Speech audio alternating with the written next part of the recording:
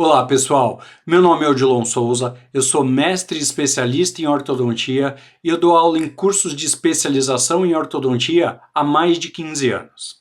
Bom, hoje eu estou aqui para mostrar para vocês o meu manual básico de ortodontia e mecânica em taipodonte. Bom, ele é um manual que surgiu a pedido dos alunos, porque eles queriam algum tipo de literatura para seguir não só no laboratório, mas também na clínica e também nos primeiros atendimentos que eles fazem no consultório. Então, vem comigo que eu vou mostrar o conteúdo desse manual, porque eu acho que ele ficou muito legal e vai servir para muita gente. Legal? Então vamos lá que eu vou mostrar para vocês. Então vamos lá, pessoal.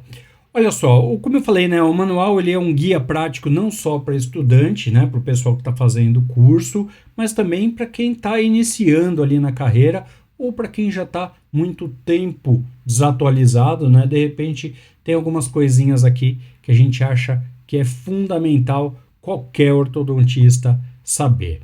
Aqui tem um pouquinho sobre o que eu faço, né, o que eu fiz e o que eu faço. E aí a gente vai começar mostrando o que é o taipodonte, né? Falando o que é o taipodonte, como que a gente vai agir com os pacientes reais, então tanto no consultório quanto na clínica. E aí a gente vai entrar numa parte mais técnica, tá? Então a gente vai falar o que é a técnica Edgewise, o que é a técnica Straightwise, o que é a técnica lingual, o que são os alinhadores ortodônticos. Óbvio, eu falei é básico, né? É uma leitura bem rápida, é só para a gente entender direitinho ali e já ter uma noção do que eu estou falando. Bom, depois, a sequência de montagem dos aparelhos. Então, pô, vai usar banda? Legal, tem que usar separador. Como é que coloca o separador? O que é o ideal do separador? Quantos minutos vai ficar no tanque do taipodonte e quantos dias vai ficar na boca do paciente? Aí, o procedimento de bandagem, né? O passo a passo, a seleção da banda, a prova da banda, e a gente vai falar dos tubos. Pô, o tubo, qual que é? Pô, um tubo de A e B, é um tubo triplo. Então, ó, eu tenho ali o gancho, o slot auxiliar, o slot principal e o tubo do A e B. E ali eu estou mostrando, ó, qual é o slot principal, né? Qual é o tubo do A e B, qual é o tamanho. Ali, ó, falando do inferior, também, ó, slot principal, o slot auxiliar, o gancho. Esses tubos, por exemplo, eles são conversíveis, ó. Eu consigo tirar aquela tampinha e fazer ele virar um tubo bracket. Então é bem legal, ajuda bastante e eu falo um pouquinho sobre isso. Depois, os tubos palatinos, qual é o posicionamento, né? Onde que eu vou colocar? Hoje em dia é tão importante uma colagem perfeita. Então, ó, como é que a gente vai ter de referencial? Quais são os referenciais que a gente vai usar para cimentar essa banda com o tubo de uma maneira perfeita, vamos dizer assim, né? Então, ó, a soldagem, como é que a gente vai fazer, a cimentação, a medida, a máquina de solda, como é que a gente utiliza. Depois a gente vai usar aqui, ó, uma resina, né, para fazer a cimentação dessa banda. Hoje em dia muito melhor do que o ionômero, né, muito mais estabilidade, ajuda. Depois o que são bractes ortodônticos, ó. Qual é a marcação, para onde que tem que ficar a marcação, o que é o gancho, o que é a aleta, o slot, né? Tem que saber o que é o slot, as medidas que tem, a base do bract. Depois a gente vai falar em prescrição, principalmente ROT e MBT. Eu mostro ali, ó, qual é o torque e qual é a angulação de cada dente. Também é legal a gente ter uma base para saber qual é o bracket que eu vou escolher para cada tipo de paciente. Então, de repente, o ROT é muito legal, facilita muito minha vida, vai finalizar melhor o caso, ou não. Às vezes o MBT, ó, um é 12, o outro é 17, no incisivo central inferior, ó, um é -6, o outro é 0. Então, são coisas bem interessantes. Depois, ó, cimentação do bract, os referenciais, né, métricos que eu uso. Então, eu uso um pouquinho diferente do padrão, e aí eu estou mostrando ali, ó, quais são os referenciais que a gente usa. O referencial mesiodistal, super importante. Puxa, o quanto a gente vê canino terminar rodado porque se colou o bract no meio do canino, da coroa ali, né, da vestibular do canino. E na verdade não é, ó, o canino tem um excesso de esmalte na distal. Então a gente cola ele um pouquinho mais para mesial para a gente conseguir evitar essa rotação. Tá? Então é super importante também. Posicionamento quando eu vou colar os tubos molares. Depois, seleção de fio, o que é o fio níquel-titânio, o que é o aço inoxidável, o beta-titânio, né, ou TMA. Falando de calibre de fio, depois a secção fio redondo, fio retangular e uma sequência, pelo menos a sequência que eu utilizo e a sequência que a gente preconiza nos cursos que a gente dá, tá bom? Depois, seleção de tipo de ligadura. O que é ligadura elástica? O que é ligadura metálica? O que é bract autoligado? Né? O que é as ligaduras em cadeia? Então, vantagem, desvantagem, aonde que eu vou usar, qual é a indicação. Também, ó, uma leitura bem rápida, bem simples, bem básica, né? Por isso que a gente quis colocar ali como um manual básico. É um manual de dia a dia, não tem grande extensão na literatura que a gente vai falar, tá bom? Força ortodôntica, super importante, tão menosprezada, né? A quantidade de força que a gente coloca para cada movimento. Então, ó, tipo de força, força ortopédica, força ortodôntica, o que é resposta biológica, o quanto eu vou calcular para fazer uma movimentação, vou fazer uma retração, pô, eu preciso de uma força para o canino, para o lateral, para o central, vou fazer uma intrusão. Então a gente tem uma tabela de forças aqui, muito legal, boa para consultar, para saber, poxa, às vezes a gente excede a força e o movimento demora mais para acontecer, ou então a gente coloca a força a menos e o movimento não acontece. Se você seguir essa tabela, vocês vão ver que vai facilitar muito a vida de vocês. Depois a gente fez uma coisa muito didática, uma sequência mecânica de tratamento, né? Então, ó, passo 1, objetivo, alinhamento e nivelamento. Passo 2, objetivo, iniciar o alinhamento e nivelamento dos dentes. Passo 3, alinhamento e nivelamento dos dentes. Fase 4, transição, né?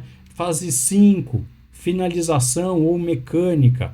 Fase 6, intercuspidação. Passo 7, contenção. Então, assim, bem didático, mostrando aí como é que a gente trabalha, como é que a gente ensina o básico, né? Mostrando bem o básico ali para vocês, pelo menos para vocês resolverem a maior parte do caso que vocês vão ter. Depois, mecânica acessória básica. Então, ó, abertura de espaço. Como é que a gente usa a mola de Naitai aberta? Como é que a gente usa a mola de Naitai fechada? Como é que a gente faz força binária para rotação? O que é gancho de pressão? Depois, como que eu resolvo problemas transversais? Aparelho de quadrihélice, adoro o aparelho de quadrihélice, acho que ele funciona muito bem, inclusive em qualquer idade, né? O aparelho de Irax, como é que a gente faz? Como é que a gente faz a moldagem, como é que a gente instala as bandas, como é que a gente pede para o protético. Outro aparelho que a gente usa muito, barra palatina. Então, não só a construção, como vocês estão vendo aqui, mas a gente também vai falar de mecânicas que a gente pode fazer com essa barra palatina. Então, não é só ancoragem. Na verdade, hoje em dia, com os mini implantes, a gente nem usa mais barra palatina para ancoragem, né? A gente vai usar a barra palatina para muitas outras coisas. Então, olha só, para intrusão de molar, para distalização, intrusão de molar sensacional, para rotação de molar, para torque de molar, né? Para fazer expansão. Tem muita coisa, muita finalidade. E também a barra palatina para sustentar a mecânica auxiliar. Então, ó, tracionamento de caninos, muito legal fazer. E grade palatina fixa também. Tem que saber fazer, né? Ou faz na mão, ou pelo menos saiba pedir para o protético. Aí a gente vai falar um pouquinho de mecânica de classe 2, né?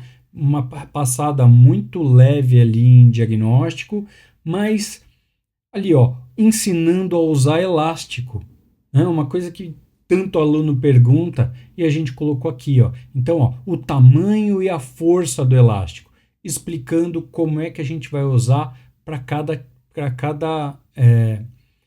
tipo de caso, né? Então, é uma mecânica de classe 2, é uma intercuspidação, como é que eu vou usar esse elástico?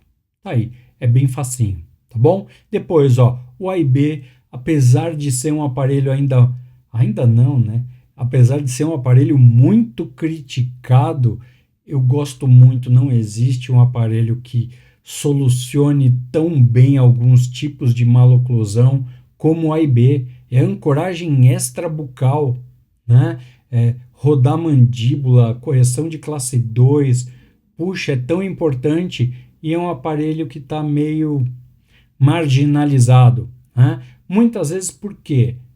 Porque ele não é tão fácil de construir, ele tem alguns detalhes. E a gente colocou aqui, ó, alguns detalhes, inclusive de posicionamento de alicate, para você ter sucesso na construção do AIB e também da PLA, ó. Também verticalização de primeiro molar quando o paciente perdeu o segundo molar descido. Placa labioativa é sensacional para fazer isso, tá? E também um pouquinho esquecida aí no mundo moderno da ortodontia. Depois, ó, métodos de distalização com os mini implantes, né, principalmente com IZC, os mini implantes de crista infrazigomática. O que está mais na moda hoje, né, os aparelhos de distalização do tipo Carrier, ótimos para fazerem distalização com alinhadores também, muito legais. E aí eu coloquei o distalizador do estilo sliding jig, né, do tipo sliding jig, porque é um distalizador que a gente usava há muito tempo. O Carrier, ele é muito mais moderno, né, e o sliding jig a gente já usava há muito tempo atrás e funciona muito bem também. Então também coloquei aqui, tá bom? Casos de extração em ortodontia também, ó. Métodos de fechamento de espaço. Qual é a técnica? Alterar prescrição, né? Para a gente neutralizar efeito Gable, para não perder torque de incisivo. Se você perder torque de incisivo, você vai prejudicar o lábio do paciente, o perfil do paciente. Técnica com alça também. A gente trabalha muito bem com dobra, trabalha muito bem com alça nos cursos. Classe 3, né, que é um caso muito mais limitado, mas máscara de Petit, uma mecânica muito básica para a gente usar em tratamento de classe 3, principalmente em paciente em idades mais jovens, né? E elásticos de classe 3 também, que resolve, né? Em casos pequenos ali, eles ajudam bastante. E por último, a gente colocou alguns exercícios, né, para os alunos e também para os profissionais, por que não, desenvolverem ali o que a gente vai chamar de memória neuromuscular, né? Precisa ter essa memória neuromuscular, porque a hora que eu for realizar uma dobra ali, nem que seja uma pequena dobra em Z, é legal da gente ter essa memória neuromuscular para conseguir fazer essas dobras com mais qualidade e com mais velocidade. Legal? Então, ó, a gente tem aí os exercícios de dobras, eu coloquei os exercícios de alças, que eu acho fundamental, e também alguns de barra palatina. Legal? Esse é o manual. Espero que o conteúdo ajude vocês e ele está aí disponível para compra, principalmente aqui na Hotmart. Legal? Muito obrigado pela atenção de vocês. Um grande abraço.